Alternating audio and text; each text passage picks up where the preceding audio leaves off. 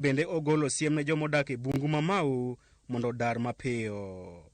Chris Owino, Ramogi TV, Nairobi.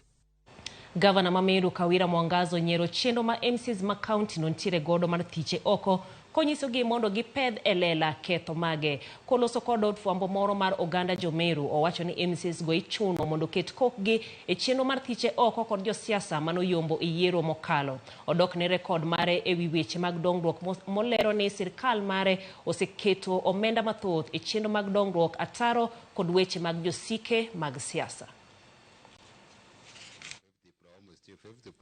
Campaign nuocho indacho miliora ton ni bone tendawa ikeja chile zemoke wabele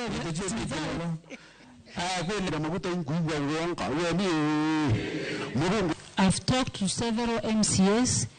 Nisikia what is the problem, because after the deputy president Rigathi Gachagua ambaye alipatiwa nafasi na president wetu kutuunganisha na kutuweka pamoja, we've been working together for more than 5 months, but of late 2-3 weeks ago tumesikia mambo tena, and after calling so many MCAs wameniambia kwamba ni kusukumwa na vyama, na wanaposukumwa na vyama wanaambia kwamba watatolewa kwa chama, watafukuzwa.